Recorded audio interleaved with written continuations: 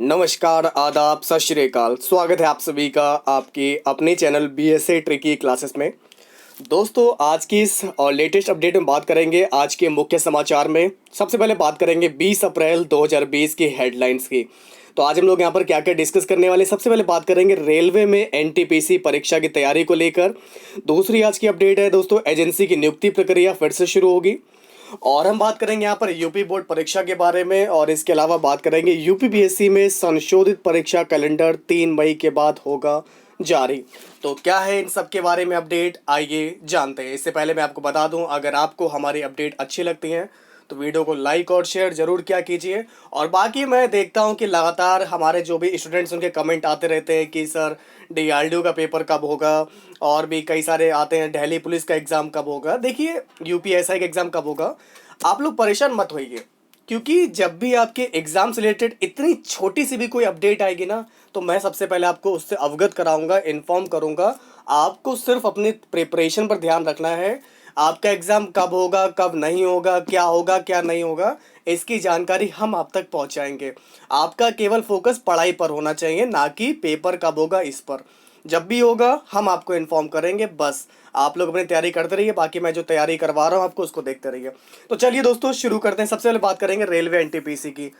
तो दोस्तों आप लोग यहाँ पर देख सकते हैं, ये देखिए न्यूज आई है आज। रेलवे में एनटीपीसी परीक्षा की तैयारी फिर से होगी। तो आप लोग देख सकते हैं, रेलवे में नॉन टेक्निकल पॉपुलर कैटेगरी के तहत 4000 से अधिक अलग अलग पदों के लिए परीक्षा कराने की तैयारी फिर से शुरू होगी। ठीक है। और आप लोग यहाँ पर देख सकते हैं, परीक्षा कराने के लिए रेलवे भर्ती बोर्ड आरआरबी एजेंसी नियुक्ति की प्रक्रिया फिर से शुरू करेगा। आपको बता दें, एजेंसी नियुक्ति की प्रक्रिया बीते फरवरी शुरू की गई थी और अप्रैल के अंत तक एजेंसी की घोषणा होनी थी, और मई के अंत तक परीक्षा कराने की तैयारी थी। मतलब समझ सकते हैं, अप्रैल तक आपकी एजेंसी हो जाती घोषित और मई तक में आपका एग्ज़ाम हो जाता, मतलब अगले महीने आपका पेपर हो जाता। लेकिन अब देखिए क्या हुआ यहाँ पर। तो लेकिन लॉकडाउन के चलते एजेंसी नियुक्ति की प्रक्रिया रोकनी पड़ी। तो सूबेदारगंज स्थित आरआरबी कार्यालय खुलने के बाद एनटीपीसी परीक्षा के लिए एजेंसी नियुक्ति का काम अब होगा। तो आप लोग बिल्कुल परेशान मत होइए, आपका एग्ज़ाम ज़रूर होगा।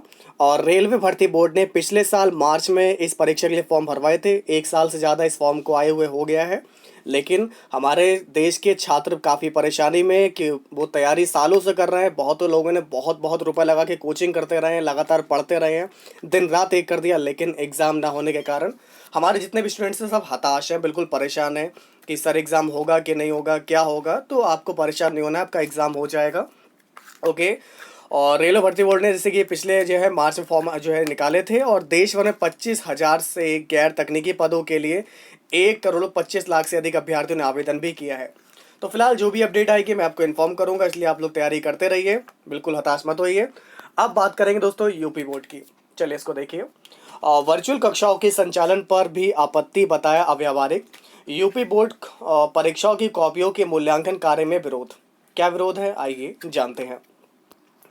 तो एक तरफ उत्तर प्रदेश माध्यमिक शिक्षा संघ ने 25 अप्रैल से शुरू होने जा रही बोर्ड परीक्षा की कॉपियों के मूल्यांकन और सोमवार से यूपी बोर्ड के विश्वविद्यालयों से ऑनलाइन कक्षा संचालन प्रारंभ किए जाने का विरोध करते हुए इसे वापस लेने की मांग की है। इस बाबत उप मुख्यमंत्री डॉक्टर दिनेश शर्मा समेत प्रमुख सचिव माध्यमिक शिक्षा निदेशक और सचिव माध्यमिक शिक्षा परिषद को ईमेल के माध्यम से पत्र प्रेषित किया गया है। संगठन ने मौजूदा परिस्थितियों में दोनों ही निर्णयों को अव्यावहारिक बताया है। संघ के प्रदेश महामंत्री लालमणि द्विवेदी की ओर से भेजे गए पत्र में कहा गया कि पूरा विश्व कोरोना जैसी महामारी की चपेट में है। देश में 3 मई तक लॉकडाउन घोषित है। ऐसे में 25 अप्रैल से कॉपियों का मूल्यांकन कराए जाने का निर्णय किसी जोखिम से कम नहीं होगा। तो बोर्ड परीक्षाओं के परिणाम घोषित करने पर भी जुलाई के पूर्व अगली कक्षा में प्रवेश पाने का कोई अवसर नहीं है। तो ऐसे में मूल्यांकन व परिणाम के लिए 30 जून तक का समय है। तो 15 मई से भी मूल्यांकन प्रारंभ किए जाने पर 30 जून से पहले परिणाम दिया जा सकता है। तो दोस्तों, इन 25 दिनों के संक्रमण की स्थिति में और भी स्पष्ट हो जाएगी। तो उन्होंने मांग की है कि बोर्ड परीक्षा 2020 की उत्तर पुस्तिकाएं जो है गृह मूल्यांकन के लिए परीक्षकों को उपलब्ध करा दी जाए, या कम से कम 2 या 3 सप्ताह तक स्थिति को देखने के बाद ही मूल्यांकन कार्य शुरू कराने पर विचार किया जाए। मतलब उन्होंने जो है साफ तौर पर मना कर दिया है। ठीक है। तो आप लोग देख सकते हैं यहाँ पर संघ ने ऑनलाइन एवं वर्चुअल कक्षाओं के संचालन पर भी सवाल उठाए। उन्होंने कहा है कि सीबीएसई और आप लोग का आईसीएसई एवं अन्य बोर्ड से जुड़े व्यावसायिक शिक्षण संस्थानों की ओर से 2 सप्ताह से किया जा रहा ऑनलाइन शिक्षण का दावा महज दिखावा साबित हो रहा है। यूपी बोर्ड के सार्वजनिक विद्यालयों के 20% विद्यार्थी भी ऑनलाइन नेटवर्किंग से नहीं जुड़े जा सकते, ठीक है ना। तो लॉकडाउन की स्थिति में तो यह बिल्कुल संभव नहीं है, इसलिए परिस्थितियों का आकलन किया जाना जरूरी है। अब दोस्तों बात करेंगे यूपी के बारे में, यूपी पीएससी लोक सेवा आयोग के बारे में। संशोधित कैलेंडर 3 मई के बाद। फिलहाल एनटीपीसी के बारे में तो मैंने आपको बता ही दिया है, ठीक है। अब देखिए दोस्तों यहाँ पर इसको देखिए, लॉकडाउन का लोक सेवा आयोग की भर्ती परीक्षा के कैलेंडर पर बड़ा असर पड़ा है। जैसा कि आप लोग जानते हैं, आयोग को मार्च अप्रैल मई में होने वाली 4 बड़ी भर्ती परीक्षाओं सहित सीधी भर्तियों के कई इंटरव्यू रद्द करने पड़े। 20 अप्रैल से खुल रहे आयोग दफ्तर में भर्तियों के लंबित परिणाम पर काम तो शुरू होगा, पर परीक्षा कैलेंडर के बारे में फैसला अभी नहीं लिया जाएगा। 3 मई को लॉकडाउन पर स्थिति स्पष्ट होने के बाद आयोग की बैठक में परीक्षा की नई तिथियों तय करके संशोधित किया जाएगा। और यह जरूर होगा कि दफ्तर खुलने के बाद अफसर यह मानकर तैयारी शुरू कर देंगे कि अगर 3 मई के बाद लॉकडाउन खुलता है तो कौन सी परीक्षा कब कराई जा सकती है, ये जरूर डिसाइड हो जाएगा। तो आयोग ने जो 4 परीक्षाएं स्थगित की हैं, उनमें से 3 खंड शिक्षा अधिकारी प्रारंभिक परीक्षा 2019, कंप्यूटर सहायक परीक्षा 2019, पीसीएस मेंस 2019 तो आयोग की ओर से 10 जनवरी को घोषित कैलेंडर में शामिल थी। जबकि आरओ 2016 प्री परीक्षा कैलेंडर में शामिल नहीं था, क्योंकि इसकी प्रारंभिक परीक्षा निरस्त करके 3 मई को फिर से कराने का निर्णय जो है कैलेंडर जारी करने के बाद हुआ था। अफसरों का कहना है कि इन 4 परीक्षाओं की वजह से पूरा कैलेंडर प्रभावित हो चुका है, क्योंकि इससे आगे होने वाली परीक्षाएं भी अब प्रभावित होंगी, ठीक है।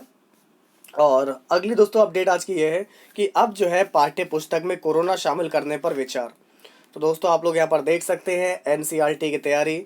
अगली समीक्षा में कोरोना से जुड़ा विषय शामिल होगा, डॉक्टर ऋषिकेश। और इस समय पाठ्य पुस्तक पहले ही प्रकाशित हो बाजार में आ चुकी है।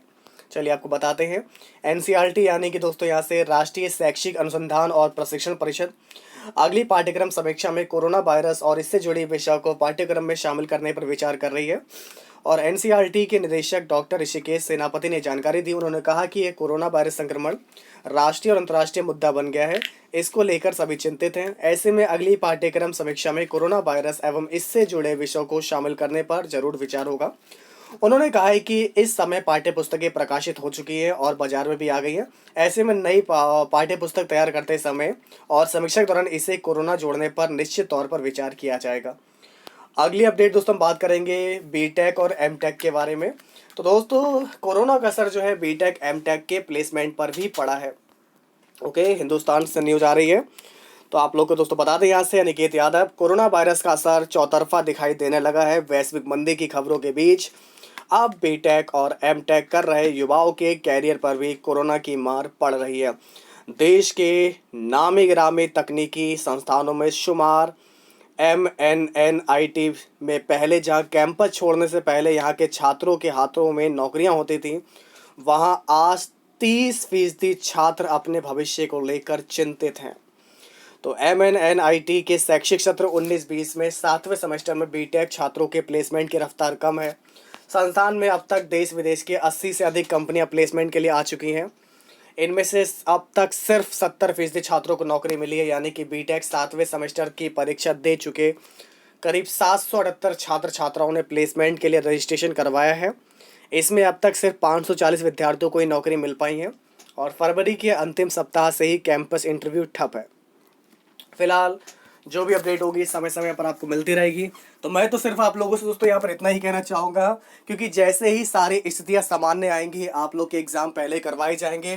तो आप लोग ये मत सोचिए कि आपका एग्ज़ाम नहीं होगा, कैंसिल होगा, निरस्त होगा, रोक लगेगी। आपको किसी भी तरीके की अफवाहों पर ध्यान नहीं देना है। जो भी अपडेट आएगी, चाहे वो न्यूज़पेपर के माध्यम से आए, चाहे वो ऑफिशियल साइट के माध्यम से आए, सबसे पहले आपको इन्फॉर्म किया जाएगा। जो भी इन्फॉर्मेशन होगी लीगल होगी वही मैं सिर्फ आपको प्रोवाइड कराऊंगा। बाकी अगर मुझे कोई इन्फॉर्मेशन नहीं पता होती है तो मैं उस पर नहीं बोलता हूँ, मौन रहता हूँ। ठीक है, जिस बारे में नहीं पता उस बारे में नहीं बताना चाहिए। तो जितना मुझे मालूम था मैंने आपको सब बता दिया आज के दिन। कल अगर कोई अपडेट आएगी तो आपको इन्फॉर्म किया जाएगा। फिर मिलते दोस्तों, तो हंसते रहिए, मुस्कुराते रहिए, घर पे रहिए, सुरक्षित रहिए। ठीक है, तब तक के लिए दोस्तों नमस्कार।